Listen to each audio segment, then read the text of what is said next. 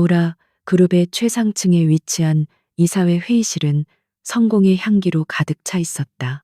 바닥부터 천장까지 이어진 통유리창 밖으로 보이는 서울의 파노라마는 마치 세상이 그들의 발 아래 있는 듯한 착각을 불러일으켰다. 길고 육중한 마호가니 테이블 주위에는 그룹의 핵심 임원들이 앉아 있었고 그들의 얼굴에는 신중함과 권위가 동시에 서려 있었다. 오늘 이 자리에서는 미래 전략을 이끌어갈 핵심 인재, 신임 전략기획실장을 뽑는 마지막 면접이 진행되고 있었다. 그 긴장감 넘치는 공기 속에서도 강민혁은 조금도 위축되지 않았다. 그는 이 순간을 위해 태어난 사람처럼 보였다. 이탈리아 최고급 원단으로 맞춘 다크 네이비 슈트는 그의 넓은 어깨와 다부진 체격을 완벽하게 감쌌고 잘 손질된 머리카락과 자신감 넘치는 눈빛은 그가 살아온 순탄한 인생을 대변하는 듯했다. 그는 자신이 이 자리에 합격할 것이라고 단 한순간도 의심하지 않았다. 그의 뛰어난 학벌과 화려한 경력은 그 자체로 보증수표와 같았다. 면접을 주도하는 김 이사가 먼저 입을 열었다. 그의 목소리는 방 안의 무거운 분위기를 부드럽게 만드는 힘이 있었다. 강민혁 씨, 제출하신 서류와 포트폴리오를 아주 인상 깊게 검토했습니다. 특히 이전 직장에서 성공시킨 M&A 프로젝트는 우리 모두에게 깊은 인상을 주었습니다. 그의 칭찬에 민혁은 정중하지만 오만한 기색이 살짝 엿보이는 미소를 지으며 고개를 숙였다. 과찬이십니다. 이사님, 운이 좋았을 뿐입니다. 그의 대답은 겸손했지만 그 안에 담긴 자신감은 누구도 부정할 수 없었다. 그는 자신의 능력을 정확히 알고 있었고 그것을 포장하는 방법 또한 능숙했다. 이어진 질문들은 날카롭고 집요했다. 박 이사는 회사의 현재 위기와 미래 성장 동력에 대해 물었고 최 전무는 급변하는 시장 환경에 대한 그의 통찰력을 시험했다. 민혁은 막힘없이 마치 미리 준비된 모범 답안을 읽는 것처럼 유창하게 자신의 비전과 전략을 펼쳐 보였다. 그의 답변에는 논리와 데이터가 있었고 사람을 설득하는 힘이 있었다. 그는 아우라 그룹의 약점을 정확히 짚어냈고 그것을 극복하기 위한 구체적인 청사진을 제시했다. 테이블에 앉아있던 임원들의 얼굴에 만족스러운 표정이 떠올랐다. 그들은 이미 마음속으로 강민혁이라는 이름 옆에 합격 도장을 찍고 있는 듯 했다. 그는 단순한 인재가 아니라 아우라 그룹이 다음 단계로 도약하기 위해 반드시 필요한 야심찬 해결사처럼 보였다. 민혁 자신도 그 분위기를 느끼고 있었다. 그의 심장은 승리감으로 고동쳤다. 이 자리는 이제 그의 것이었다.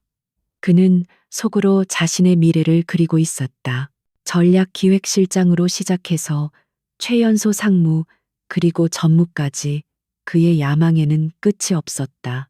아우라 그룹은 그의 능력을 펼치기 위한 완벽한 무대가 될 것이고 그는 이 무대의 주인공이 될 자격이 충분하다고 생각했다. 그는 이 모든 것을 당연하게 여겼다. 면접이 거의 끝나갈 무렵 테이블 상석에 조용히 앉아있던 윤 회장이 마침내 입을 열었다. 그의 목소리는 나이와 지위가 주는 무게감을 담고 있었다.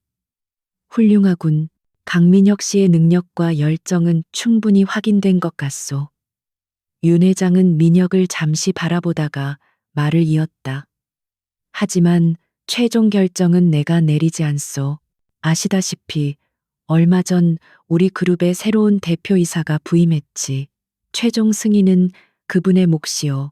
강민혁은 잠시 당황했지만 이내 표정을 관리했다. 새로운 CEO라. 그는 입사 준비를 하며 그 소식을 들었다. 업계에 혜성처럼 등장한 인물로 해외에서 눈부신 성공을 거두고 금이 환영한 인재라는 소문만 무성할 뿐 아직 대외적으로 모습을 드러낸 적이 거의 없었다. 하지만 그게 무슨 상관이람. 누가 CEO이든 자신의 능력과 가치를 알아보지 못할 리 없었다. 그는 그저 형식적인 절차일 것이라고 가볍게 생각했다. 바로 그때 묵직하고 소리 없이 회의실의 원목 문이 열렸다. 모든 임원들의 시선이 자연스럽게 그쪽으로 쏠렸다. 들어선 것은 비서가 아니었다. 간결하면서도 우아한 디자인의 짙은 남색 원피스를 입은 한 여성이었다. 그녀의 또각거리는 구두 소리는 크지 않았지만 회의실 전체를 압도하는 묘한 힘이 있었다. 그녀의 존재감은 방 안의 공기를 순식간에 바꾸어 놓았다. 임원들이 모두 자리에서 일어나 깍듯하게 허리를 숙였다.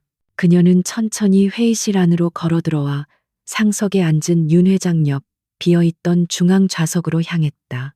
그녀의 걸음걸이에는 군더더기가 없었고 그녀의 표정은 잔잔한 호수처럼 평온했다. 하지만 그 평온함 속에는 누구도 감히 거스를 수 없는 단단한 권위가 느껴졌다. 그녀가 자리에 앉아 윤 회장이 부드러운 목소리로 소개했다. 인사가 늦었군. 우리 아우라 그룹을 이끌어갈 새로운 수장, 서유진 대표이사요. 서유진. 그 이름이 강민혁의 귓가를 파고드는 순간 그의 온몸이 그대로 얼어붙었다. 그의 머릿속은 마치 정전이 된 것처럼 하얗게 비어버렸다. 그는 자신의 눈을 의심했다. 저 얼굴, 감정의 동요를 거의 드러내지 않는 저 차분한 표정. 하지만 모든 것을 꿰뚫어 보는 듯한 깊고 서늘한 눈빛. 10년이라는 세월이 흘러 모든 것이 변했지만 그는 결코 잊을 수도 잊어서도 안 되는 얼굴이었다. 그의 심장이 바닥으로 곤두박질 치는 것 같았다. 완벽하게 통제되던 그의 표정이 처음으로 무너져 내렸다. 자신감 넘치던 미소는 사라지고 창백해진 얼굴에는 당혹감과 믿을 수 없다는 충격만이 가득했다. 그의 뇌리에는 잊고 싶었던 과거의 한 장면이 불에 댄 낙인처럼 선명하게 떠올랐다. 비가 내리던 대학교 교정, 과제 발표를 망쳤다며 촌스러운 옷차림의 여학생에게 퍼붓던 자신의 경멸, 어린 목소리. 너 같은 시골뜨기가 뭘 안다고. 그냥 얌전히 자료 정리나 하지 그랬어. 괜히 나대다가 이게 무슨 꼴이야? 그 목소리가 지금 이 순간 이 화려한 회의실에서 생생하게 울려 퍼지는 듯했다. 그는 고개를 들 수 없었다. 그가 촌스럽다고 시골뜨기라고 경멸하며 비웃었던 바로 그 여자. 그에게 씻을 수 없는 모욕감을 당하고도 아무 말 없이 젖은 눈으로 자신을 노려보던 그 여자. 서유진이 지금 그의 눈앞에 있었다. 서유진은 강민혁 앞에 놓인 서류를 천천히 집어들었다. 그녀의 가느다란 손가락이 그의 화려한 경력이 나열된 종이 위를 스쳐 지나갔다. 그녀는 한동안 아무 말 없이 서류를 넘겨볼 뿐이었다. 그 침묵은 그 어떤 질책보다도 더 무겁고 고통스럽게 강민혁의 어깨를 짓눌렀다. 회의실의 다른 임원들은 이 갑작스러운 분위기 변화를 이해하지 못한 채 두 사람 사이를 오가는 미묘한 기류에 의아한 표정을 지을 뿐이었다. 마침내 서유진이 고개를 들었다. 그녀의 눈이 처음으로 강민혁을 똑바로 향했다. 그 눈빛에는 어떤 감정도 담겨 있지 않았다. 경멸도, 증오도, 심지어 반가움조차도 없었다. 마치 처음 보는 낯선 사람을 대하는 듯한, 혹은 길가에 무생물을 보는 듯한 무심하고 서늘한 시선이었다. 그 무관심이야말로 강민혁에게는 가장 큰 모욕이었다. 그녀는 그를 기억조차 하지 못하는 걸까? 아니, 그럴 리가 없었다. 저 눈빛은 모든 것을 기억하는 자의 침묵이었다. 그녀는 나지막하지만 회의실 전체에 명확하게 울리는 목소리로 입을 열었다. 그녀가 내뱉은 첫마디는 민혁의 존재 자체를 부정하는 듯했다. 수고하셨습니다. 다음 지원자 들어오라고 하세요. 그 말은 사형 선고와도 같았다. 부정도 긍정도 아니었다. 그의 완벽했던 면접, 그의 화려한 경력, 그의 모든 자신감과 야망이 그 한마디에 먼지처럼 흩어졌다. 그는 그저 존재하지 않는 사람처럼 취급당한 것이다. 강민혁은 자리에서 일어설 수조차 없었다. 그의 다리는 납덩이처럼 무거웠고 입은 굳게 닫혀 아무 말도 나오지 않았다. 10년 전 그는 그녀를 무시하고 짓밟았다. 그리고 오늘 10년이라는 시간이 흘러 세상이 완전히 뒤집혔다. 그녀는 이제 그의 운명을 손에 쥔 절대적인 권력자가 되어 그의 앞에 앉아 있었고 그는 그녀의 처분을 기다리는 초라한 구직자에 불과했다. 그의 오만했던 과거가 날카로운 비수가 되어 그의 심장을 정확히 꿰뚫고 있었다. 강민혁의 머릿속 시계는 10년 전의 어느 비 오는 날에 멈춰버렸다.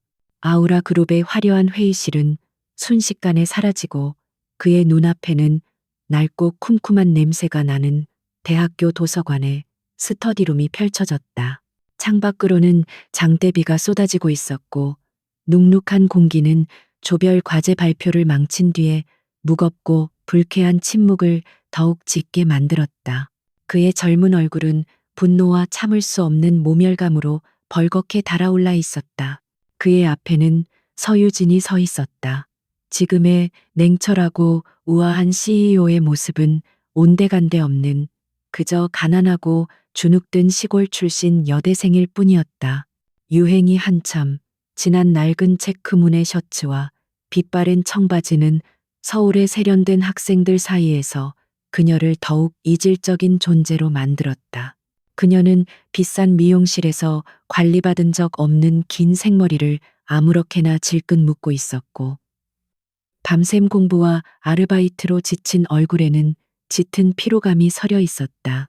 그날 그들의 운명을 바꿔놓은 경영 전략 발표가 있었다.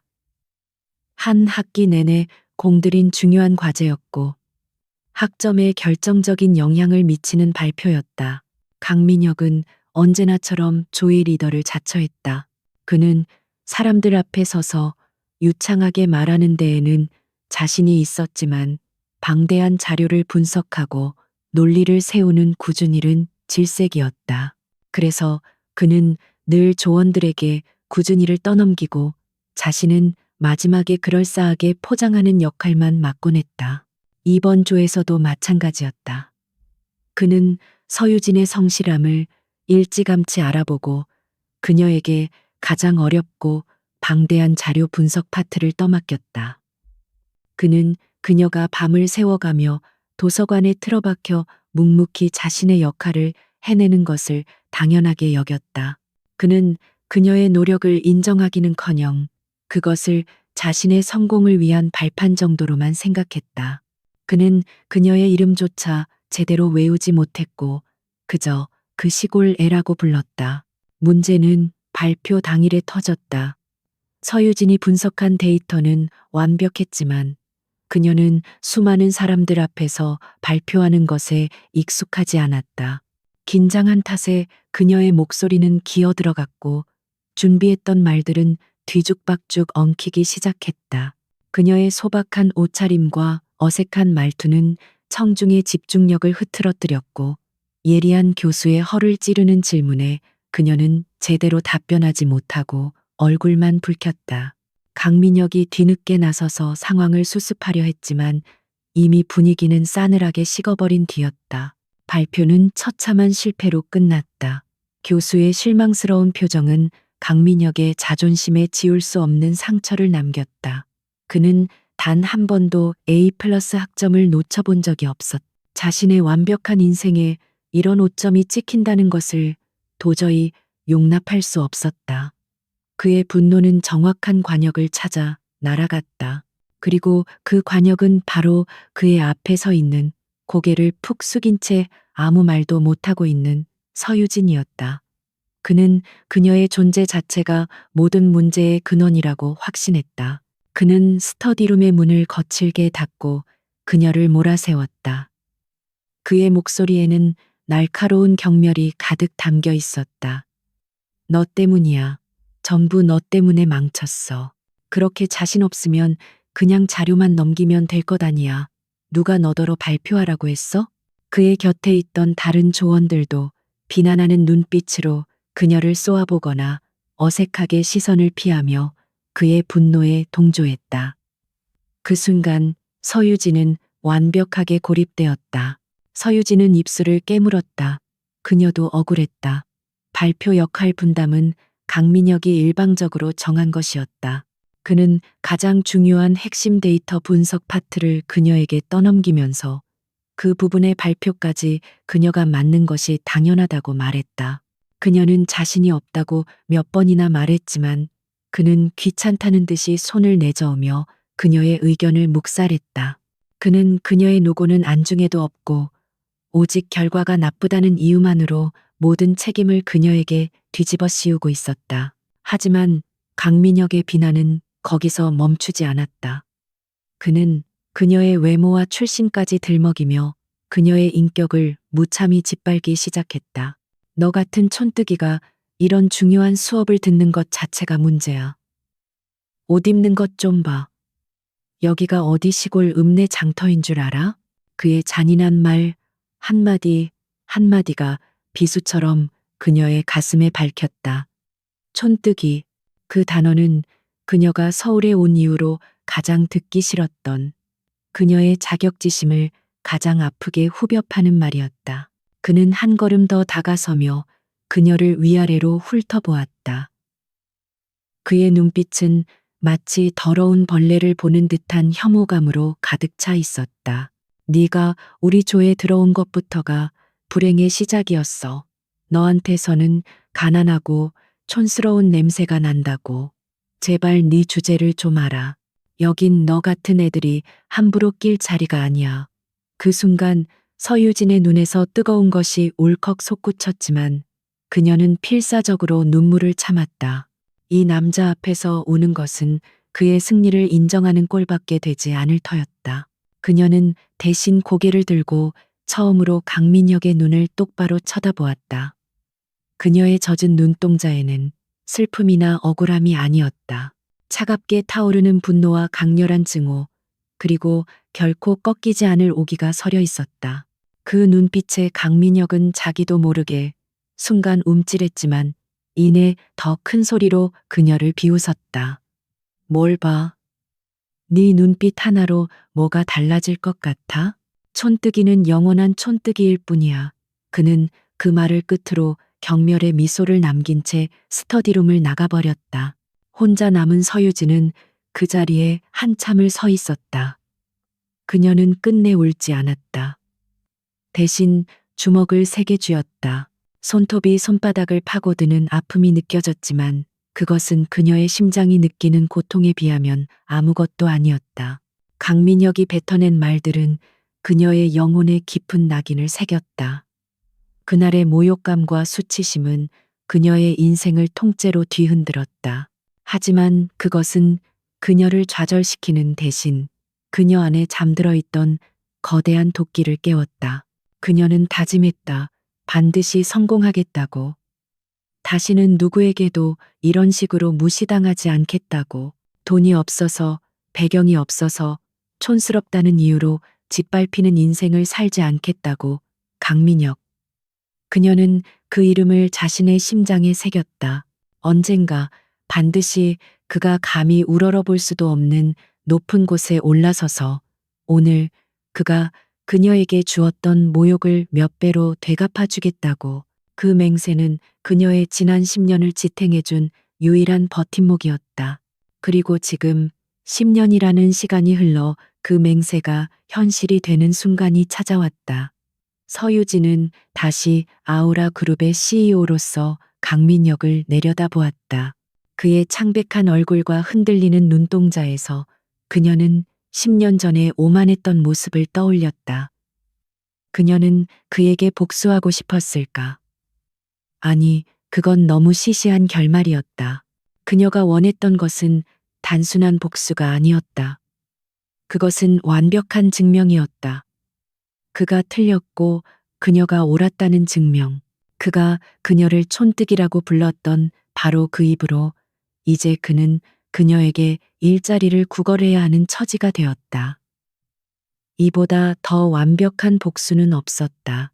그녀의 차가운 한마디, 다음 지원자, 들어오라고 하세요.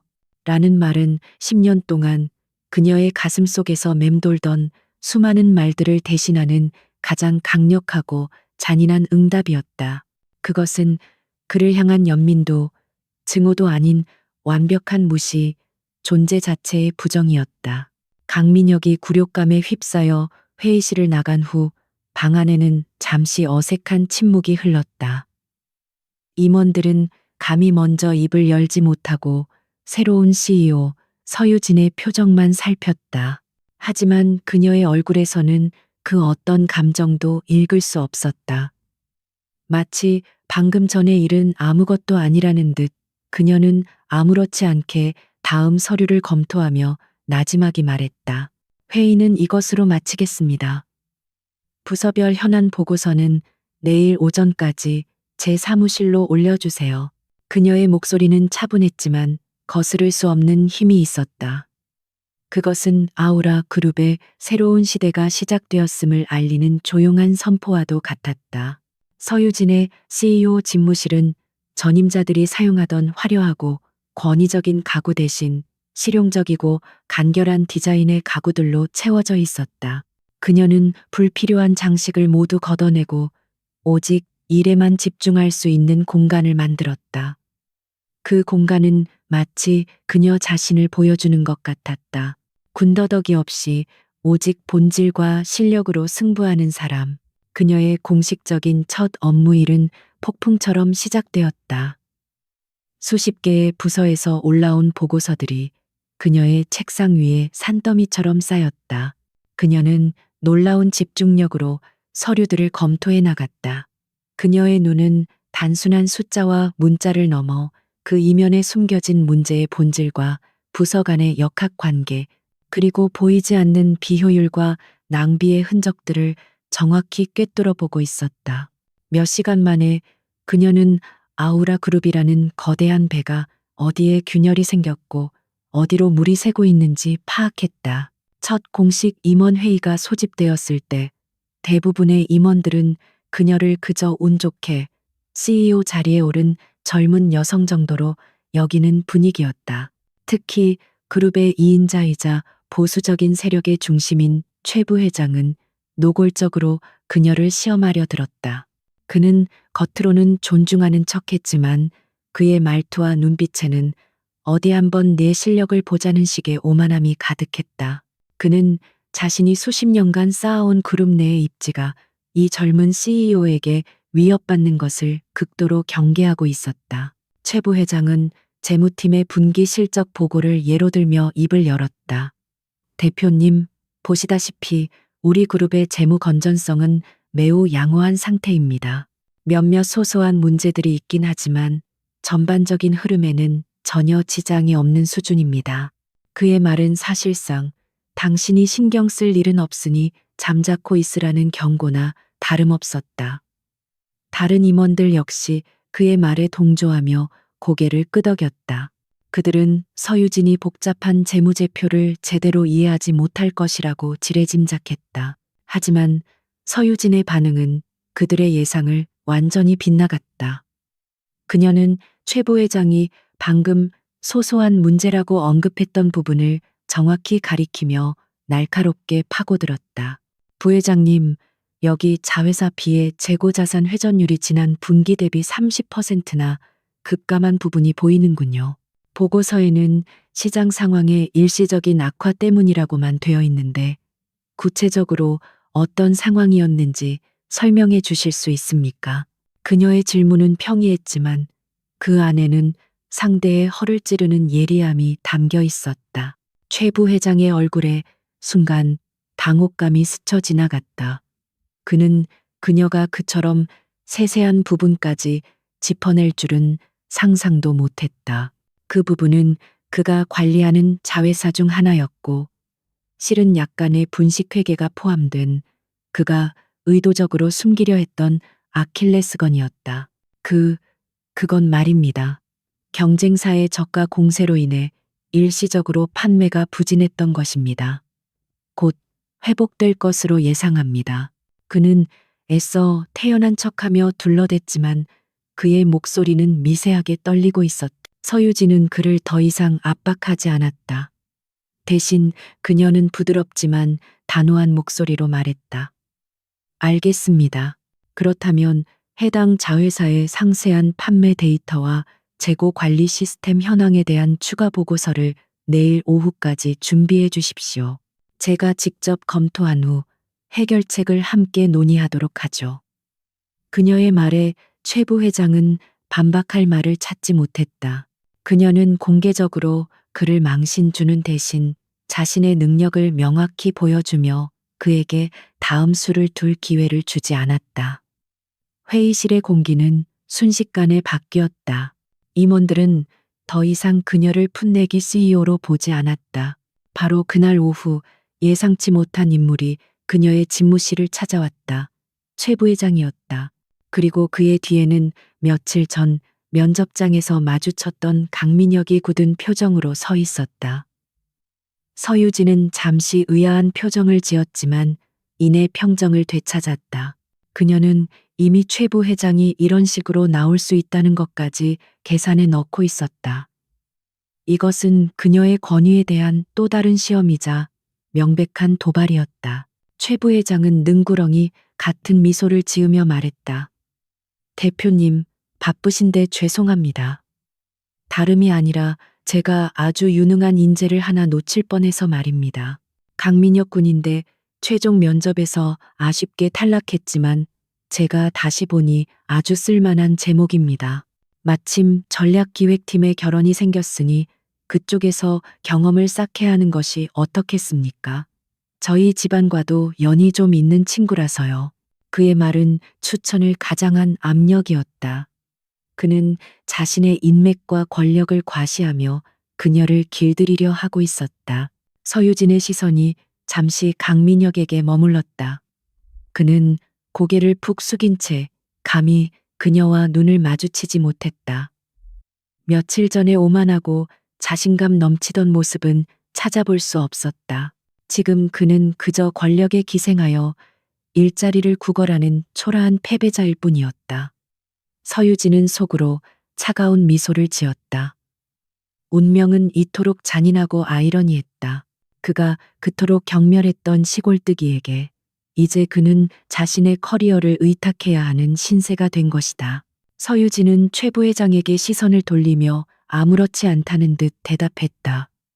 부회장님께서 직접 추천하시는 인재라니 능력이 출중하겠지요. 좋습니다. 그렇게 하도록 지시하겠습니다. 그녀는 너무나 쉽게 그의 요구를 받아들였다. 최 부회장은 그녀가 자신의 힘에 굴복했다고 생각하며 만족스러운 미소를 지었다. 하지만 그는 몰랐다. 서유진은 뱀을 잡기 위해 굴에 손을 넣는 것을 두려워하지 않는다는 것을. 그녀는 차라리 적을 눈에 보이는 곳에 두고 감시하는 편이 낫다고 판단했다. 최 부회장이 나가고 집무실에는 서유진과 강민혁 단둘만 남았다. 무거운 침묵이 흘렀다. 강민혁은 여전히 고개를 들지 못했다. 그는 무슨 말을 해야 할지 몰랐다. 사과를 해야 할까? 아니면 모르는 척 해야 할까? 그의 머릿속은 복잡한 생각들로 뒤엉켜 있었다. 그때 서유진의 차가운 목소리가 침묵을 깼다. 강민혁 씨, 그녀는 10년 전처럼 그를 경멸하거나 비난하지 않았다. 그녀는 그저 상사가 부하 직원을 대하듯 사무적인 톤으로 말했다. 전략기획팀 소속으로 오늘부터 발령 났으니 박 팀장에게 가서 업무 지시를 받도록 하세요. 그리고 이건 첫 번째 업무 지시입니다. 그녀는 책상 위에 있던 두꺼운 서류 뭉치 하나를 그에게 툭 던졌다. 지난 5년간의 경쟁사 동향 분석 보고서입니다. 일주일 드릴 테니 처음부터 다시 요약하고 문제점을 정리해서 보고하세요. 그것은 신입사원에게나 시킬 법한 아주 사소하고 잡다한 업무였다. 완벽한 모욕이었다. 강민혁은 얼굴이 화끈거리는 것을 느꼈지만 아무 말 없이 서류를 집어들고 조용히 집무실을 나섰다. 그의 등 뒤로 서유진의 서늘한 시선이 느껴졌다. 그녀는 알고 있었다. 이것은 끝이 아니라 새로운 시작이라는 것을. 진짜 전쟁은 이제부터였다. 강민혁에게 전략기획팀에서의 하루하루는 살아있는 지옥과도 같았다. 그는 한때 업계의 주목을 받는 유망주였지만 지금은 누구도 거들떠보지 않는 잡무나 처리하는 신세로 전락했다. 서유진이 그에게 던져준 첫 업무는 시작에 불과했다. 그 이후로도 그녀는 의도적으로 그에게 중요 프로젝트에서 배제된 단순 자료, 복사나 회의록 정리 같은 모욕적인 일들만 지시했다. 그의 화려한 경력과 지식은 아무런 쓸모가 없었다. 사무실의 모든 눈들이 그를 주시하고 있다는 것을 그는 느낄 수 있었다. 동정의 눈빛 혹은 은근한 조롱이 섞인 시선들. 그럴 때마다 그는 10년 전 자신이 서유진에게 퍼부었던 경멸의 말들을 떠올려야 했다. 이제 그 경멸은 부메랑이 되어 정확히 그의 심장에 되돌아와 밝히고 있었다. 그는 매일 밤 분노와 굴욕감에 잠을 설쳤다. 이대로 무너질 수는 없었다. 그는 결코 서유진이라는 여자에게 패배를 인정할 수 없었다. 그의 분노는 점차 차가운 복수심으로 변해갔다. 그는 더 이상 감정적으로 행동하지 않기로 결심했다. 서유진을 무너뜨리기 위해서는 힘이 필요했다. 그리고 그 힘은 현재 자신에게는 없었다. 그는 고개를 숙이고 기회를 엿보기 시작했다. 그의 예리한 눈은 사내 권력의 흐름을 빠르게 읽어냈고 가장 유력한 동맹 상대를 찾아냈다. 바로 최 부회장이었다. 그는 서유진의 등장으로 가장 큰 위기감을 느끼고 있는 인물이었다. 강민혁은 최 부회장의 주변을 맴돌며 그의 신뢰를 얻기 위한 계획을 세웠다. 그는 일부러 최 부회장이 주관하는 회의에서 눈에 띄는 발언을 하거나 그의 심기를 거스르지 않는 선에서 유용한 정보를 제공하며 자신의 존재감을 드러냈다. 그는 서유진에게 받은 모욕을 꾹꾹 눌러 참으며 최 부회장 앞에서는 한없이 겸손하고 충성스러운 부하 직원을 연기했다. 그의 연기는 완벽했고 최 부회장은 서서히 그에게 흥미를 느끼기 시작했다. 결정적인 기회는 서유진이 새로운 그룹 비전을 발표하면서 찾아왔다.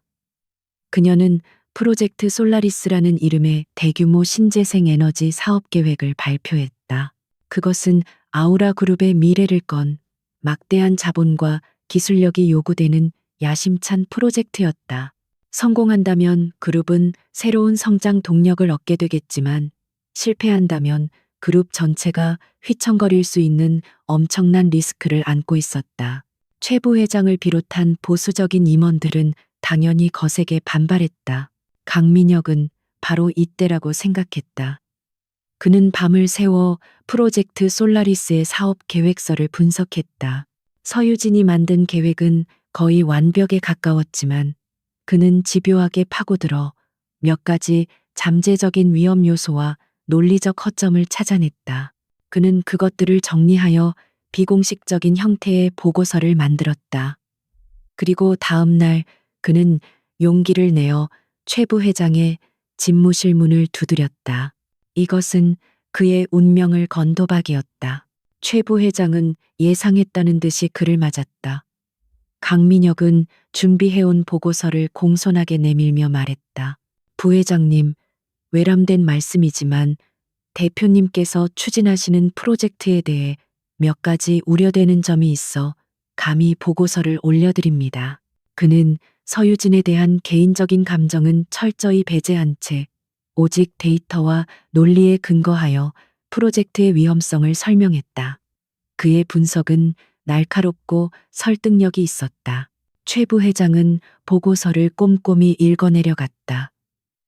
그의 입가에 희미한 미소가 번졌다.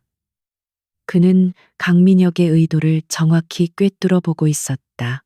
이 젊은이가 단순한 아첨꾼이 아니라 쓸모있는 무기가 될 수 있다는 것을 직감했다.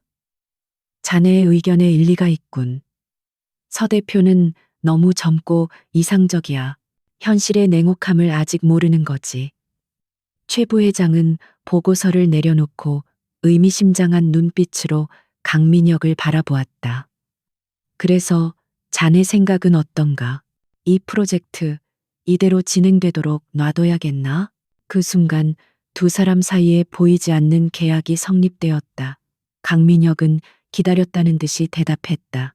프로젝트의 방향 자체를 막을 수는 없을 겁니다. 하지만 프로젝트가 순조롭게 진행되지 못하도록 만들 수는 있습니다. 그의 목소리는 낮고 단호했다. 마침내 그의 눈에 10년 전에 오만하고 자신감 넘치던 빛이 돌아왔다. 하지만 지금 그 빛은 야망이 아닌 어둡고 뒤틀린 복수심으로 타오르고 있었다. 그날 밤 두 사람은 강남의 한 고급 룸살롱에서 비밀리에 다시 만났다. 화려한 샹들리에 아래 그들은 아우라 그룹의 미래가 아닌 서유진을 끌어내릴 구체적인 계획을 논의하기 시작했다. 그들의 목표는 프로젝트 솔라리스를 실패로 만드는 것이었다. 그것도 서유진의 무능과 독단적인 경영 때문에 실패한 것처럼 보이도록 만들어야 했다. 그것이 그녀에게 줄 수 있는 가장 완벽한 파멸의 시나리오였다. 강민혁이 먼저 입을 열었다. 그의 머릿속에는 이미 정교한 계획이 그려져 있었다. 첫 단계는 프로젝트의 기반을 흔드는 겁니다. 핵심 부품을 공급하는 해외 협력업체와의 계약 과정에서 의도적으로 문제를 발생시키는 겁니다. 납품 기일을 지연시키거나 불량 부품을 섞어 넣는 방식으로요. 그렇게 되면 프로젝트 전체 일정이 꼬이게 되고 초기 비용이 눈덩이처럼 불어날 겁니다. 그의 계획은 교활하고 치밀했다. 최 부회장은 만족스러운 표정으로 고개를 끄덕였다. 그는 자신의 오랜 인맥을 이용하면 그런 일은 얼마든지 가능하다고 확신했다. 좋은 생각이네. 책임은 실무진의 부주의로 돌리면 그만이지. 서 대표가 아무리 유능해도 수백 개의 톱니바퀴 중 하나가 고장 나는 것까지 막을 수는 없을 테니. 두 사람은 서로를 보며 악마 같은 미소를 지었다. 그렇게 서유진의 야심찬 꿈을 짓밟기 위한 추악한 연대가 공식적으로 시작되었다. 그들은 자신들의 계획이 완벽하다고 믿어 의심치 않았다. 그들은 아직 몰랐다. 자신들이 상대하고 있는 서유진이라는 여자가 지난 10년간 얼마나 더 단단하고 치밀한 사람으로 성장했는지를. 최 부회장과 강민혁의 은밀한 계약이 맺어진 후 아우라 그룹의 야심찬 프로젝트 솔라리스에는 보이지 않는 먹구름이 끼기 시작했다. 처음에는 아주 사소한 문제들이었다. 독일의 핵심 부품 공급업체인 슈미트 테크놀로지로부터 오기로 한 샘플 부품의 선적이 행정착오를 이유로 며칠씩 지연되었다. 프로젝트 팀원들은 대수롭지 않게 여겼다. 거대한 글로벌 프로젝트에서 이런 종류의 사소한 마찰은 흔히 있는 일이었기 때문이다. 하지만 문제는 거기서 끝나지 않았다. 어렵게 도착한 샘플 부품들은 정밀 검사 과정에서 미세한 결함이 발견되었다. 규격에는 간신히 부합했지만 내구성 테스트에서 기대치에 미치지 못하는 결과가 나온 것이다. 프로젝트를 총괄하던 박 팀장은 당혹감을 감추지 못했다. 슈미트 테크놀로지는 업계 최고의 신뢰도를 자랑하는 회사였고, 이런 초보적인 실수는 그들의 명성에 어울리지 않았다. 그는 즉시 공급업체에 강력하게 항의했고, 그들은 재발 방지를 약속하며 사과했다. 강민혁은 이 모든 상황을 자신의 자리에서 조용히 지켜보며 속으로 비웃었다. 이것은 모두 그와 최 부회장이 설계한 연극의 첫 장면이었다. 최 부회장은 슈미트 테크놀로지의 아시아 지사장과 오랜 친분이 있었고 그 관계를 이용해 사소한 실수들을 만들어낸 것이었다. 외부에서 보기에는 그저 운이 나쁜 해프닝의 연속처럼 보일 뿐 누구도 그 배우의 거대한 음모가 도사리고 있다는 사실을 눈치채지 못했다. 이러한 작은 균열들은 점차 프로젝트 전체에 영향을 미치기 시작했다. 부품 수급 문제로 초기 설계 단계가 지연되자 연쇄적으로 다음 단계의 일정도 꼬이기 시작했다. 정해진 예산은 예상치 못한 추가 검사와 부품 재주문 비용으로 조금씩 잠식당했다. 팀원들 사이에서는 서서히 불평의 목소리가 터져 나오기 시작했다. 새 대표님이 너무 서두르는 것 같아. 아직 준비가 덜 된 프로젝트인데 너무 밀어붙이는 거 아니야? 누군가 던진 말이 사무실 안에 독처럼 퍼져나갔다. 이 모든 보고는 서유진의 책상 위로 빠짐없이 올라왔다. 그녀는 프로젝트 팀이 제출한 문제 보고서를 읽으며 깊은 생각에 잠겼다. 그녀의 표정에는 초조함이나 당혹감 대신 얼음장처럼 차가운 이성이 번뜩였다. 그녀는 지난 10년간 수많은 위기를 겪으며 훈련된 본능적인 직감으로 이 모든 사건들이 단순한 우연이 아님을 감지하고 있었다. 너무나 절묘한 시기에 너무나 치명적인 방식으로 문제들이 연이어 터지고 있었다. 이것은 사고가 아니라 명백한 사보타주였다. 하지만 그녀는 자신의 의심을 섣불리 드러내지 않았다. 적이 누구인지, 그들의 계획이 무엇인지 정확히 알기 전까지는 섣불리 움직여서는 안 되었다. 그녀는 회의석상에서 오히려 걱정스러운 얼굴로 박 팀장을 질책하는 연기를 했다. 팀 관리를 어떻게 하기에 이런 기본적인 문제들이 계속 발생하는 겁니까? 박 팀장, 이번 일에 대한 책임은 분명히 져야 할 겁니다. 그녀의 질책에 박 팀장은 고개를 숙였고 몇몇 임원들은 고소하다는 듯한 표정을 숨기지 못했다. 그러나 회의가 끝난 후 그녀는 자신의 집무실로 박 팀장을 조용히 불렀다. 그녀는 방금 전의 냉정한 모습은 온데간데 없이 따뜻한 차를 건네며 그를 위로했다. 박 팀장, 너무 자책하지 마세요. 오늘 회의에서 내가 심하게 말한 건 다른 사람들에게 보여주기 위한 연극이었어요. 나는 당신의 능력을 믿습니다. 그녀의 진심 어린 말에 박 팀장은 놀라움과 감동이 뒤섞인 눈으로 그녀를 바라보았다. 서유진은 목소리를 낮추며 본론으로 들어갔다. 아무래도 우리 내부에 이 프로젝트의 실패를 바라는 세력이 있는 것 같습니다. 단순한 실수가 아니에요. 그녀는 박 팀장에게 앞으로 발생하는 모든 문제의 시간, 관련 인물, 세부 내용을 아무도 모르게 자신에게만 직접 보고하라고 지시했다.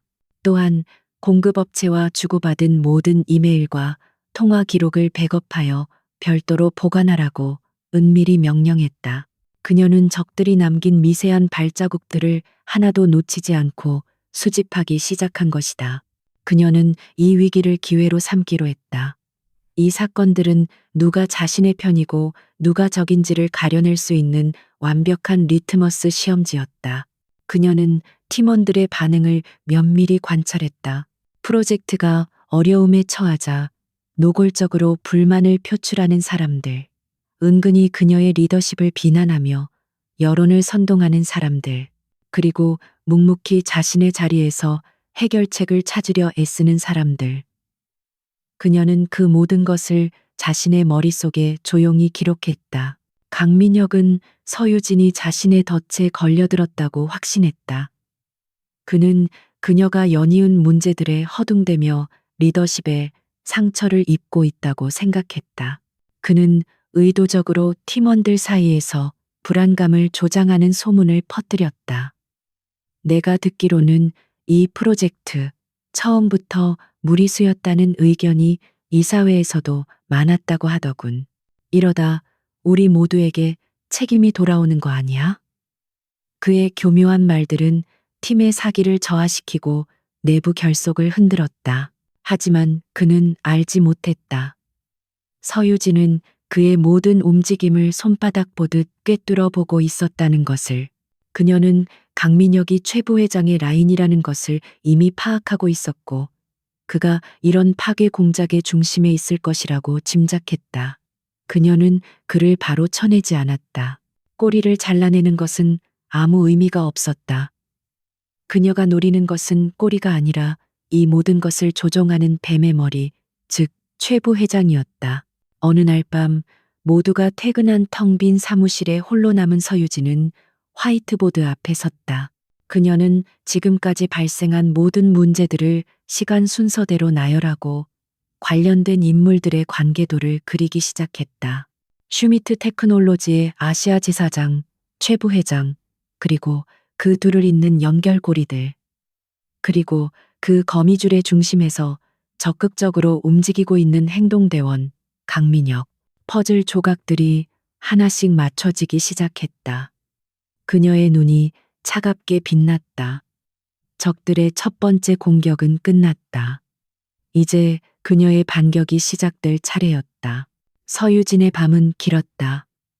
그녀의 집무실은 아우라 그룹의 심장이었지만 밤이 되면 거대한 빌딩 속 외로운 섬처럼 변했다. 그녀는 퇴근하지 않았다. 대신 지난 며칠간 박 팀장이 비밀리에 보고한 자료들과 자신이 직접 수집한 정보들을 거대한 화이트보드 위에 펼쳐놓고 보이지 않는 적의 윤곽을 그리고 있었다. 모든 증거의 화살표는 최 부회장과 강민혁 두 사람을 향하고 있었다. 하지만 그것은 어디까지나 정황 증거일 뿐 그들의 숨통을 끊어놓을 결정적인 한 방이 부족했다. 그녀는 최 부회장이라는 인물에 대해 더 깊이 파고들 필요가 있다고 생각했다. 그는 수십 년간 아우라 그룹에 몸담아온 터줏대감이었다. 그의 권력은 하루아침에 만들어진 것이 아니었다. 그것은 거미줄처럼 복잡하게 얽힌 인맥과 약점, 그리고 부패의 역사 위에 세워진 성체와도 같을 터였다. 그 성을 무너뜨리기 위해서는 외부의 공격만으로는 부족했다. 성벽 안에서 문을 열어줄 조력자가 반드시 필요했다. 그녀의 머릿속에 한 사람의 얼굴이 떠올랐다. 프로젝트 솔라리스의 총괄 책임자인 박기영 팀장이었다. 그는 그룹 내에서 실력으로는 최고로 손꼽히는 인재였지만 이상하게도 오랫동안 팀장 자리에만 머물러 있었다. 그는 최 부회장의 라인이 아니었고 아첨이나 정치에는 소질이 없는 전형적인 엔지니어 타입의 인물이었다. 서유진은 그가 연이은 사보타주에 진심으로 분노하고 프로젝트를 성공시키기 위해 밤낮으로 애쓰는 모습을 눈여겨봐왔다. 그는 믿을 수 있는 사람이었다. 서유진은 비서를 통하지 않고 개인 휴대폰으로 박 팀장에게 문자를 보냈다. 오늘 밤 10시 본사 지하 2층 기록 보관실에서 잠시 뵐 수 있을까요? 장소는 의도적으로 선택한 곳이었다. CCTV 사각지대이며 늦은 밤에는 아무도 찾지 않는 버려진 공간. 그녀의 제안은 위험한 도박이었다. 만약 박 팀장이 최 부회장의 사람이거나 이 제안을 거절하고 밀고 한다면 모든 계획이 수포로 돌아갈 수도 있었다. 하지만 그녀는 자신의 사람 보는 눈을 믿었다. 약속된 시간, 서유진은 먼저 기록 보관실에 도착했다. 먼지 쌓인 서류 캐비닛들이 미로처럼 늘어선 공간에는 희미한 형광등, 불빛만이 차갑게 내려앉고 있었다. 잠시 후 낡은 철문이 조심스럽게 열리고 박 팀장이 모습을 드러냈다. 그의 얼굴에는 긴장과 의구심이 가득했다. 그는 왜 CEO가 이런 누추하고 은밀한 장소로 자신을 불렀는지 도무지 이해할 수 없었다. 서유진은 긴 서론 없이 바로 본론을 꺼냈다. 그녀는 박 팀장의 눈을 똑바로 바라보며 말했다. 박 팀장님, 저는 프로젝트 솔라리스에서 발생하고 있는 일련의 사건들이 단순한 사고가 아니라고 확신합니다. 누군가 의도적으로 이 프로젝트를 방해하고 있습니다. 그녀의 단호한 목소리에 박 팀장은 침을 꿀꺽 삼켰다. 사실 그 역시 비슷한 의심을 하고 있었지만 감히 입 밖으로 꺼낼 수는 없었다. 박 팀장은 주위를 한번 둘러보고 나서야 낮은 목소리로 대답했다. 대표님, 저 역시 그렇게 생각합니다. 하지만 증거가 없습니다. 그리고 누가 그런 짓을 하는지 짐작조차 할 수 없습니다. 그의 말에는 깊은 무력감이 배어 있었다. 그는 수년간 이 거대한 조직 안에서 정의나 실력보다는 라인과 정치가 더 중요하다는 것을 뼈저리게 느껴왔다. 그는 싸워봤자 이길 수 없다고 생각하고 있었다. 서유진은 그의 체념을 꿰뚫어 보았다. 그녀는 그에게 한 걸음 더 다가섰다.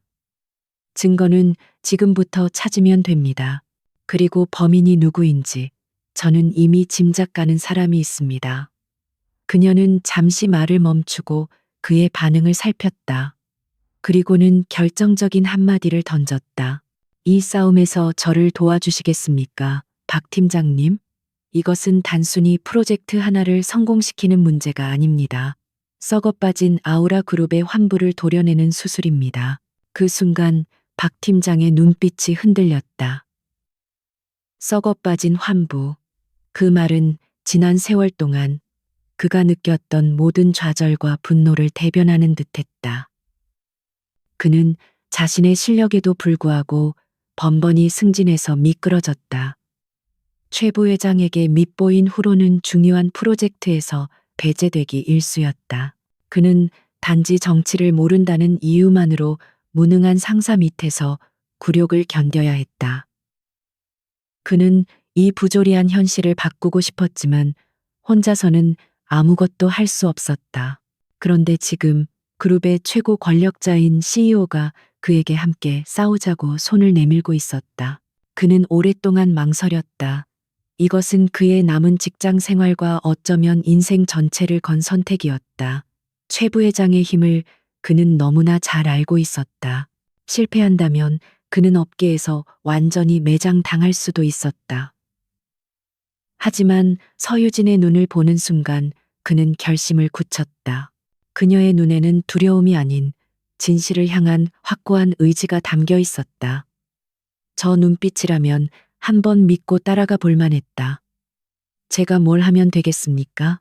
마침내 그의 입에서 나온 대답이었다.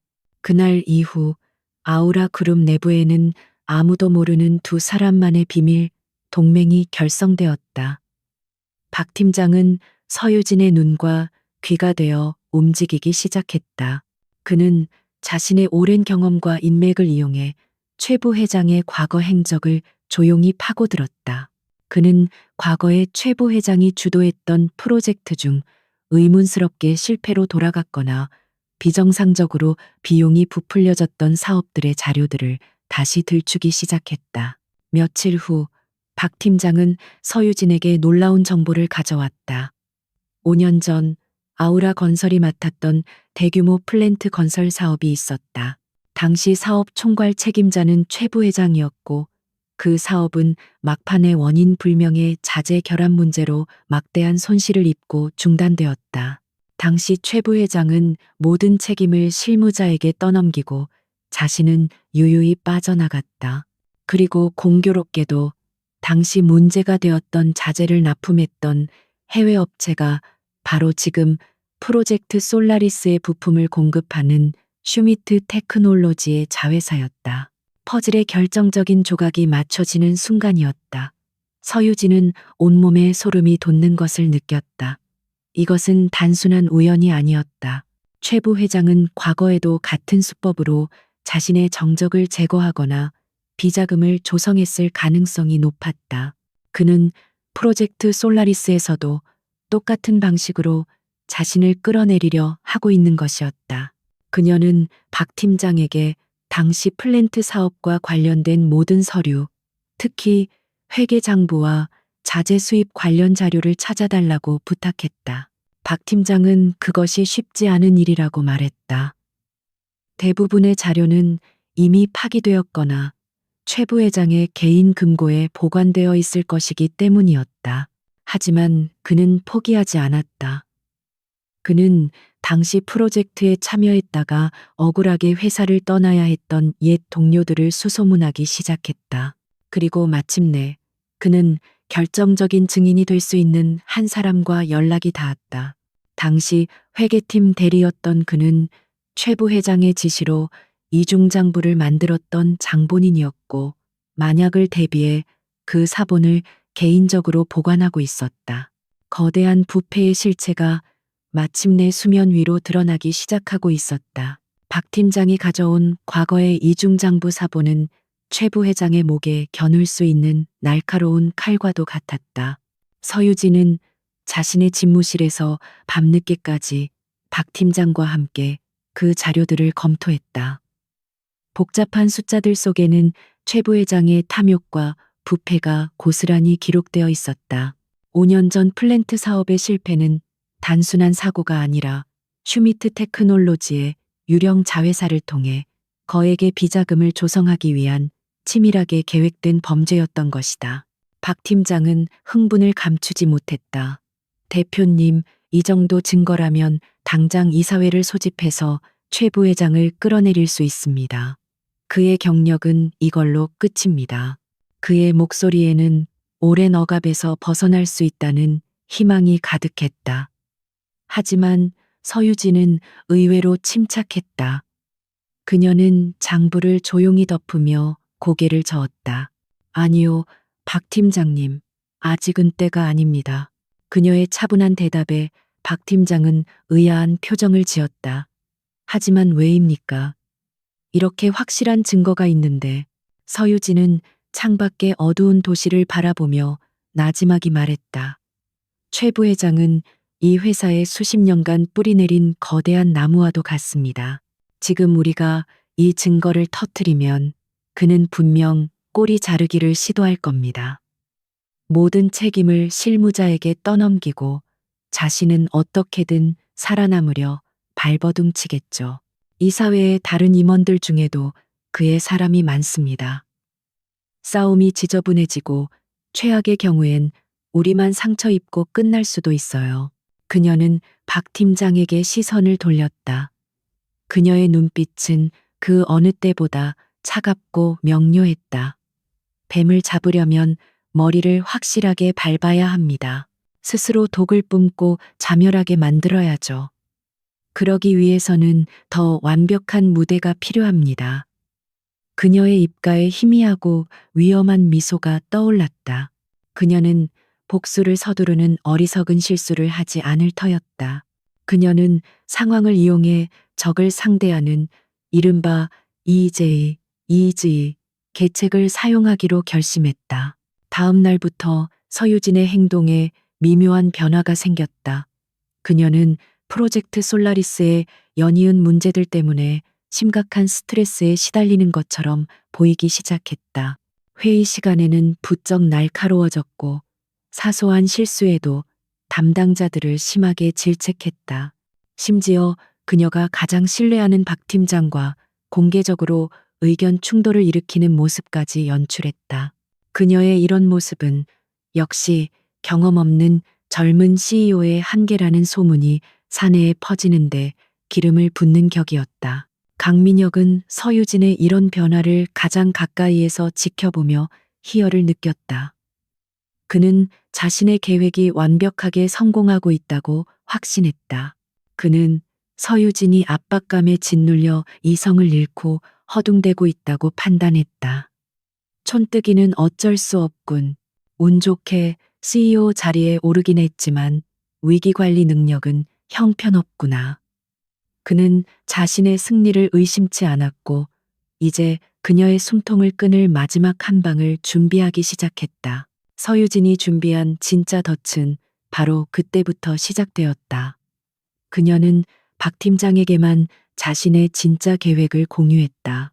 그녀는 프로젝트의 핵심 부품인 차세대 태양광 패널의 공급업체를 기존의 슈미트 테크놀로지에서 이카루스 솔루션이라는 신생 벤처기업으로 변경하는 것을 검토하겠다고 폭탄 선언을 했다. 이카루스 솔루션은 기술력은 뛰어나지만 재무 구조가 불안정하고 대규모 생산 경험이 전무한 누가 봐도 위험 부담이 큰 선택이었다. 최 부회장과 다른 임원들은 당연히 거세게 반발했다. 하지만 서유진은 기존 업체의 잦은 실수로 프로젝트가 지연되고 있다. 혁신적인 기술을 가진 새로운 파트너와 손을 잡고 돌파구를 찾아야 한다며 자신의 의견을 고집스럽게 밀어붙였다. 그녀는 이카루스 솔루션과의 계약을 추진하기 위한 가짜 서류들을 만들기 시작했다. 그리고 그 서류들 안에 교묘한 함정을 파놓았다. 그녀는 두 종류의 계약서 초안을 만들었다. 하나는 공식적으로 법무팀의 검토를 받는 완벽한 서류였고, 다른 하나는 그녀의 개인 컴퓨터에만 저장된 이면 계약서 초안이었다. 그 이면 계약서에는 아우라 그룹이 이카루스 솔루션에 지분 투자를 하는 대가로 계약금의 일부를 서유진의 해외 페이퍼 컴퍼니로 송금하는 것처럼 보이는 독소 조항을 은밀하게 삽입해 두었다. 그것은 누가 봐도 CEO의 배임 및 횡령 혐의를 입증하는 결정적인 증거처럼 보였다. 그녀는 이 미끼를 강민혁이 물기를 기다렸다. 그녀는 일부러 자신의 사무실 컴퓨터 보안을 허술하게 관리하는 척했고, 야근을 핑계로 자리를 비우면서 강민혁에게 접근할 기회를 주었다. 그녀의 예상대로 복수심의 눈이 먼 강민혁은 위험을 무릅쓰고 그녀의 컴퓨터를 해킹하여 그 이면 계약서 파일을 훔쳐냈다. 그의 손이 부들부들 떨렸다. 이것은 단순한 프로젝트 실패가 아니었다. 서유진을 범죄자로 만들어 사회에서 완전히 매장시킬 수 있는 완벽한 증거였다. 강민혁은 즉시 그 파일을 들고 최 부회장에게 달려갔다. 파일을 확인한 최 부회장은 탐욕스러운 미소를 감추지 못했다. 하늘이 우리를 돕는구나. 서유진, 그 여우 같은 계집이 제 꾀에 제가 넘어가는군. 그들은 드디어 서유진을 제거할 수 있는 확실한 카드를 손에 쥐었다고 생각했다. 그들은 서유진이 압박감에 못 이겨 무리한 계약을 추진하다가 개인적인 욕심까지 채우려 했다는 완벽한 스토리를 만들어냈다. 그들의 오만함은 하늘을 찔렀다. 그들은 자신들이 발견한 증거가 너무나 완벽해서 단 한순간도 그것이 덧칠지도 모른다는 의심을 하지 않았다. 그들은 자신들이 사냥꾼이고 서유진은 궁지에 몰린 사냥감이라고 굳게 믿었다. 이제 남은 것은 이사회라는 공개적인 처형대 위에서 그녀의 목을 치는 것뿐이었다. 최 부회장은 즉시 자신의 모든 인맥을 동원하여 긴급 이사회 소집을 요청했다. 안건은 단 하나, CEO 서유진의 배임 혐의에 대한 해임 결의안이었다. 긴급 이사회 소집 통지서가 서유진의 책상 위에 놓였다. 그녀는 그것을 보고도 아무런 표정 변화 없이 그저 차가운 눈으로 서류에 찍힌 날짜를 응시할 뿐이었다. 마침내 그녀가 설계한 연극의 마지막 막이 오를 시간이 다가오고 있었다. 강민혁이 훔쳐낸 이면 계약서 파일은 최 부회장에게 날개를 달아주었다. 그는 서유진을 끌어내릴 수 있다는 확신에 찬 나머지 이 증거가 너무나도 쉽게 손에 들어왔다는 사실에 대해 단 한순간도 의심하지 않았다. 그의 눈에는 서유진이 이미 패배한 사냥감으로 비쳤다. 그는 그녀가 시골 출신의 근본 없는 여자이며 운 좋게 얻은 자리에 걸맞지 않은 그릇이라고 굳게 믿고 있었다. 그 뿌리 깊은 편견과 오만함이 그의 판단력을 완전히 흐려놓고 있었다. 긴급 이사회가 소집되기 전 며칠 동안 최 부회장과 강민혁은 마지막 일격을 준비하기 위해 분주하게 움직였다. 그들은 단순히 서유진의 배임 혐의를 입증하는 것을 넘어 그녀를 회생 불가능한 나락으로 떨어뜨릴 완벽한 시나리오를 설계했다. 그들은 서유진이 훔쳐낸 가짜 계약서만으로는 부족할 수도 있다고 생각했다. 그래서 그들은 자신들의 이야기를 뒷받침할 추가적인 거짓 증거들을 조작하기 시작했다. 강민혁은 자신의 회계 지식을 총동원하여 프로젝트 솔라리스의 재무 보고서를 교묘하게 왜곡했다. 그는 프로젝트에서 발생한 정상적인 초기 투자 비용들을 마치 서유진의 잘못된 판단으로 인한 손실인 것처럼 보이도록 숫자를 부풀리고 항목을 조작했다. 또한 이카루스 솔루션이라는 벤처 기업이 실제로는 심각한 재정난에 시달리는 부실 기업이며 서유진이 개인적인 이익을 위해 무리하게 계약을 추진했다는 것을 입증할 가짜 신용평가 보고서까지 만들어냈다. 최 부회장은 그룹 내 자신의 세력을 이용했다. 그는 재무팀장과 법무팀의 일부 인원들을 자신의 사무실로 불러 압박과 회유를 병행했다. 서 대표는 곧 물러나게 될 걸세. 지금 내 배에 올라타는 것이 현명한 선택일 거야. 그의 협박에 넘어간 몇몇 임원들은 서유진에게 불리한 방향으로 증언을 하기로 약속했다. 그들은 최 부회장이 주는 달콤한 약속을 믿고 진실을 외면한 채 거짓의 편에 서는 것을 선택했다. 강민혁의 복수심은 거기서 멈추지 않았다. 그는 서유진을 단순히 회사에서 쫓아내는 것만으로는 만족할 수 없었다. 그는 그녀가 사회적으로도 완전히 매장당하기를 원했다. 그는 평소 친분이 있던 경제지의 한 기자에게 은밀하게 접촉했다. 특종을 하나 주지. 아우라 그룹의 젊은 CEO 서유진의 충격적인 비리 스캔들이야. 그는 기자에게 조작된 증거 자료의 일부를 흘리며 이사회가 끝나는 시간에 맞춰 기사를 터뜨려 달라고 부탁했다. 그는 서유진이 해임과 동시에 언론의 십자포화를 맞고 무너져 내리는 모습을 상상하며 잔인한 미소를 지었다. 그들이 승리를 확신하며 축배를 들 준비를 하는 동안 서유진의 집무실은 폭풍전야처럼 고요했다.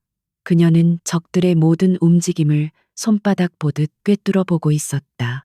그녀가 심어놓은 내부 조력자들을 통해 최 부회장이 누구를 만났고 강민혁이 어떤 자료를 조작하고 있는지 실시간으로 보고받고 있었다. 그녀는 그들이 스스로 파놓은 함정 속으로 깊숙이 걸어 들어오는 모습을 그저 묵묵히 지켜볼 뿐이었다. 이사회 전날 밤 서유진은 박 팀장과 5년 전 이중장부의 증인인 전직 회계팀 대리 김진수 씨를 자신의 안전한 개인 사무실에서 만났다. 김진수 씨는 최 부회장 때문에 억울하게 회사를 떠난 후 작은 회사를 운영하며 조용히 살고 있었다.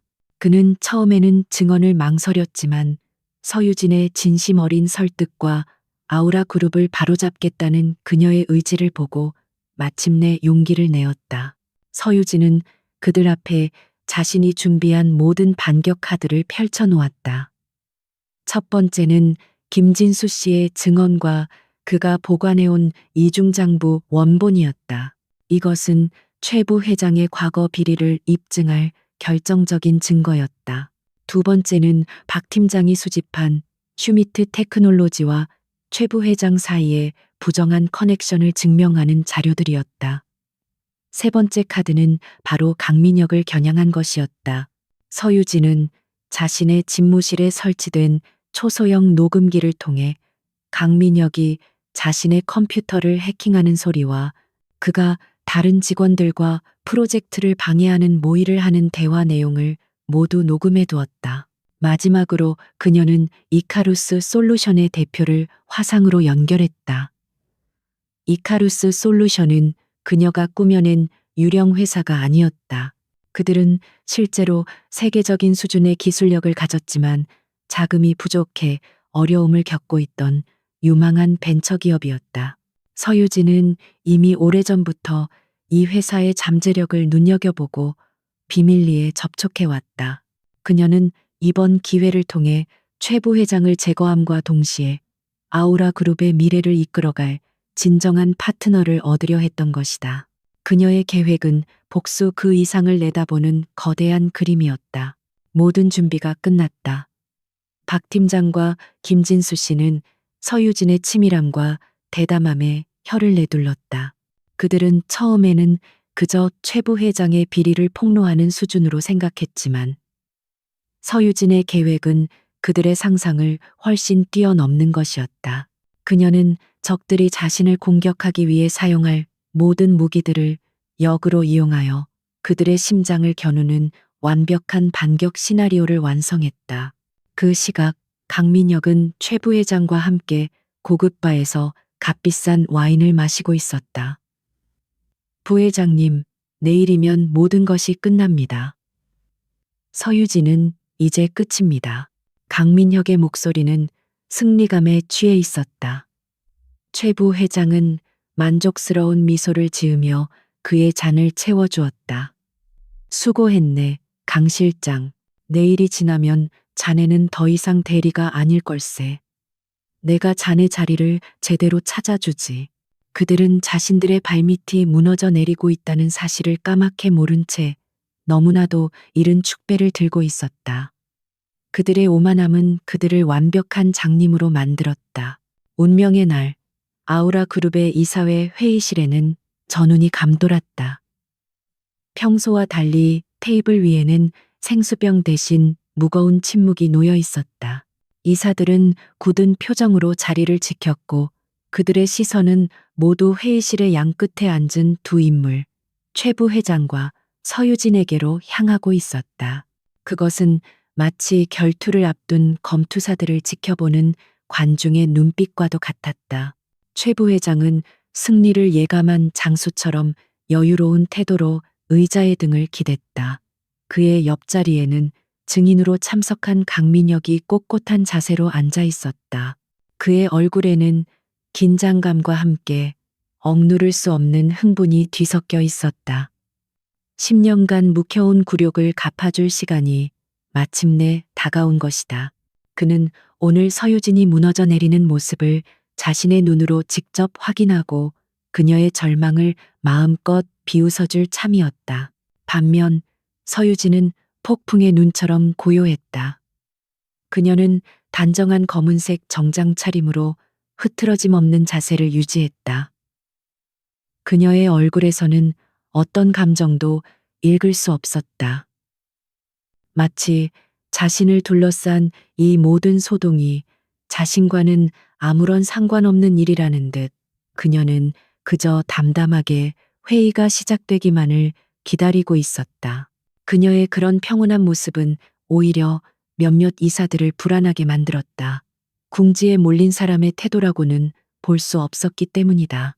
마침내 윤 회장이 무거운 목소리로 회의의 시작을 알렸다. 오늘 긴급 이사회가 소집된 안건에 대해 최 부회장께서 직접 설명해 주시겠습니다. 그 말이 떨어지기 무섭게 최 부회장은 자리에서 일어났다. 그는 비장한 표정으로 이사들을 둘러보며 입을 열었다. 그의 목소리는 연극 배우처럼 과장된 슬픔과 분노를 담고 있었다. 존경하는 이사 여러분, 저는 오늘 참담한 심정으로 이 자리에 섰습니다. 우리가 믿고 아우라 그룹의 미래를 맡겼던 서유진 대표가 회사를 기만하고 개인의 사리사욕을 채우려 한 정황이 포착되었기 때문입니다. 회의실이 술렁였다. 최 부회장은 준비해온 자료를 스크린에 띄웠다. 첫 번째는 강민혁이 조작한 프로젝트 솔라리스의 재무 보고서였다. 붉은색으로 표시된 손실 예상 수치들이 이사들의 눈을 어지럽혔다. 보시는 바와 같이 서 대표의 독단적인 결정으로 인해 프로젝트는 막대한 손실 위기에 처해 있습니다. 그녀는 이 모든 위험을 인지하고도 무리하게 사업을 추진했습니다. 그는 마치 정의의 사도라도 된 것처럼 목소리를 높였다. 이어서 그는 이카루스 솔루션의 가짜 신용평가 보고서를 공개했다. 더욱 충격적인 사실은 서 대표가 계약하려던 이카루스 솔루션이라는 회사가 심각한 부실 기업이라는 점입니다. 그녀는 왜 이런 위험한 선택을 하려 했을까요? 그는 잠시 말을 멈추고 극적인 효과를 노렸다. 그리고는 마지막 카드를 꺼내 들었다. 그 해답은 바로 여기 있습니다. 강민혁 실장이 회사의 위기를 막기 위해 어렵게 입수한 자료입니다. 강민혁이 자리에서 일어나 스크린에 이면 계약서 파일을 띄웠다. 서유진의 해외 페이퍼 컴퍼니로 추정되는 계좌로 거액의 돈이 흘러들어가는 것처럼 보이는 조항이 선명하게 보였다. 회의실은 경악으로 가득 찼다. 모든 증거가 서유진을 범인으로 지목하고 있었다. 최 부회장은 서유진을 향해 손가락질하며 외쳤다. 서유진 대표, 당신은 우리 모두를 배신했습니다. 저는 이 자리에서 서유진 대표의 해임 결의안을 공식적으로 발의합니다. 모든 시선이 서유진에게로 쏠렸다. 그녀는 이제 끝장난 것처럼 보였다. 몇몇 이사들은 이미 최 부회장의 편에 서서 그녀를 비난하는 눈빛으로 쏘아보고 있었다. 강민혁은 입가에 번지는 승리의 미소를 감추기 위해 애썼다. 바로 그때 모두의 예상을 깨고 서유진이 조용히 자리에서 일어났다. 그녀는 자신을 향한 수많은 비난의 화살들을 아무렇지 않게 받아내며 오히려 엷은 미소까지 띠고 있었다. 그녀는 최 부회장을 향해 나지막이 말했다. 최 부회장님의 열연 잘 보았습니다. 이제 제 보고를 시작해도 되겠습니까? 그녀의 차분한 목소리는 이상한 힘이 있어 소란스럽던 회의실을 순식간에 조용하게 만들었다. 그녀는 천천히 연단으로 걸어가 자신의 노트북을 스크린에 연결했다. 부회장님께서 보여주신 자료에는 몇 가지 심각한 오류가 있더군요. 제가 바로잡아 드리겠습니다. 첫 화면에 뜬 것은 실제 프로젝트 솔라리스의 재무 데이터와 강민혁이 조작한 데이터를 나란히 비교한 표였다. 누가 봐도 명백한 조작의 흔적이 드러났다. 보시다시피 프로젝트의 초기 비용은 모두 정상적인 투자 범위 내에 있습니다. 누군가 의도적으로 숫자를 왜곡하여 프로젝트를 위기 상황처럼 보이게 만들었군요. 이어서 그녀는 이카루스 솔루션의 대표와 나눈 화상회의 영상을 재생했다. 영상 속에서 세계적인 석학이기도 한 이카루스 솔루션의 대표는 자신의 혁신적인 기술에 대해 유창하게 설명하며 아우라 그룹과의 파트너십에 대한 기대감을 드러냈다. 가짜 신용 보고서는 한순간에 휴지 조각이 되었다. 분위기가 급반전되기 시작했다. 최 부회장과 강민혁의 얼굴이 하얗게 질려갔다. 서유진은 그들에게 숨 쉴 틈도 주지 않았다. 그렇다면 그들은 왜 이런 어설픈 거짓말까지 해가면서 이 프로젝트를 멈추려 했을까요? 그녀는 다음 파일을 클릭했다. 회의실에는 강민혁의 목소리가 울려 퍼졌다. 부품 납품을 일부러 지연시켜. 서유진, 그 여자가 제풀에 지쳐 나가떨어지게 만드는 거야. 그것은 강민혁이 자신의 컴퓨터를 해킹당했다는 사실도 모른 채 동료와 작당 모의를 하던 대화의 녹음 파일이었다. 강민혁은 의자에서 그대로 무너져 내릴 것 같았다. 이제 서유진의 칼끝은 이 모든 사건의 몸통 최 부회장을 정면으로 겨누었다. 이런 비열한 방해 공작은 이번이 처음이 아닙니다. 그녀는 문을 향해 신호를 보냈다. 회의실 문이 열리고 낯선 중년 남자가 들어섰다. 5년 전 회계팀 대리였던 김진수였다. 그는 이사들 앞에 낡은 서류철을 펼쳐 보였다. 그것은 5년 전 플랜트 사업의 이중장부 원본이었다. 저는 당시 최 부회장님의 지시로 이 장부를 만들었습니다. 이 안에는 슈미트 테크놀로지의 유령 회사를 통해 수백억 원의 비자금을 조성한 내역이 모두 기록되어 있습니다. 회의실은 아수라장이 되었다.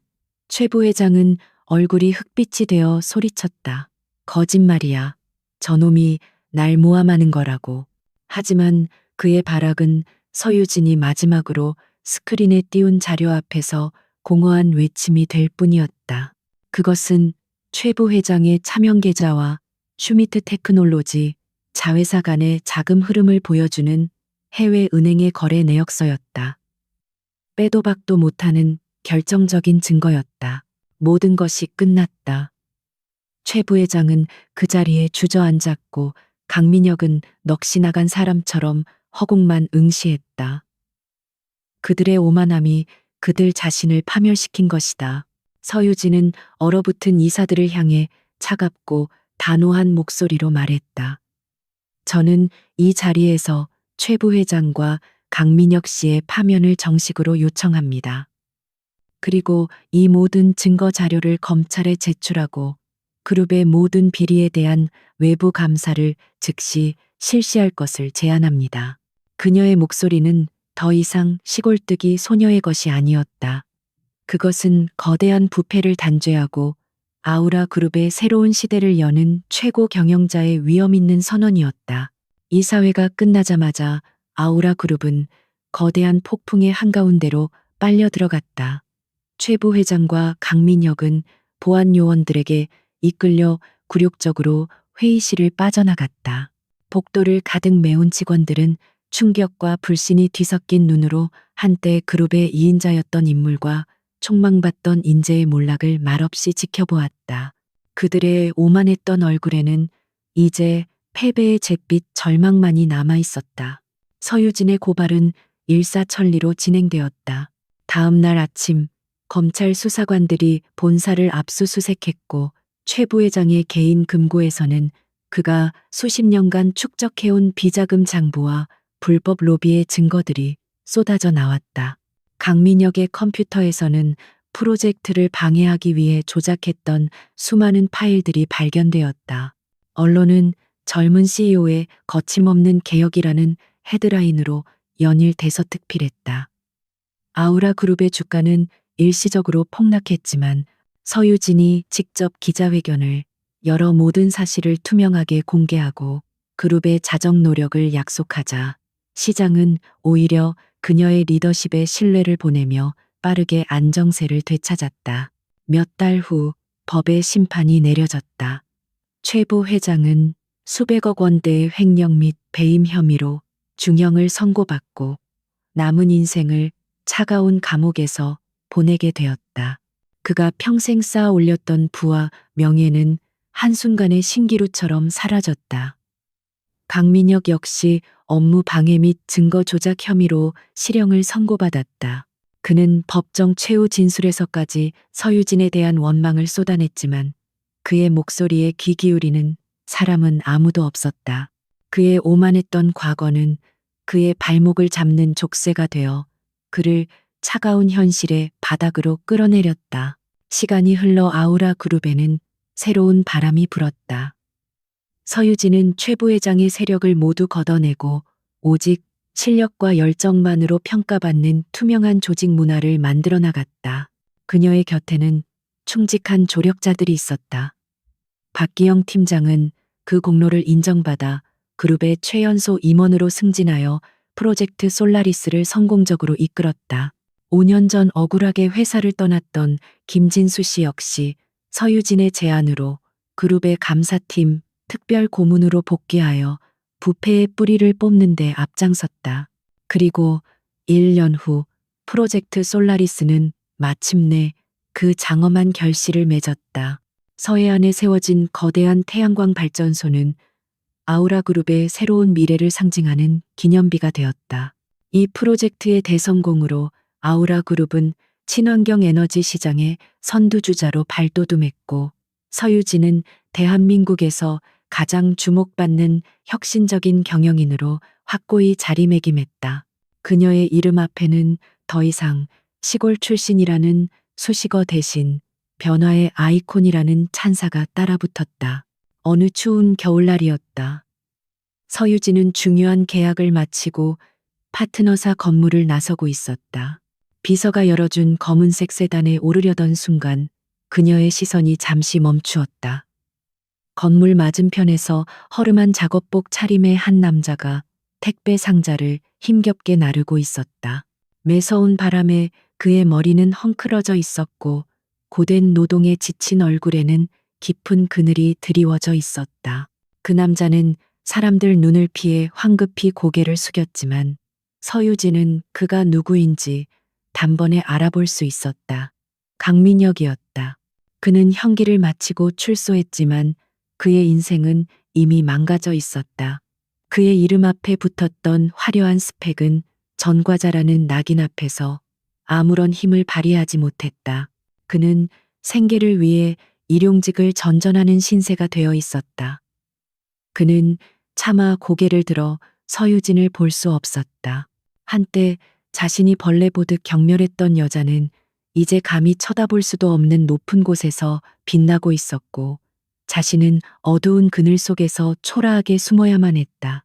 그 어떤 법의 심판보다도 잔인한 현실이었다. 서유진은 그를 잠시 바라보았다. 그녀의 눈빛에는 증오도 연민도 그 어떤 감정도 담겨 있지 않았다. 마치 길가에 이름 모를 행인을 보는 듯한 완벽하게 무심한 시선이었다. 그녀는 이내 고개를 돌려 차에 올랐다. 그녀에게 강민혁이라는 존재는 이제 아무런 의미도 갖지 못했다. 그는 더 이상 그녀의 삶에 어떤 영향도 미칠 수 없는 그저 희미하게 스쳐 지나가는 과거의 풍경일 뿐이었다.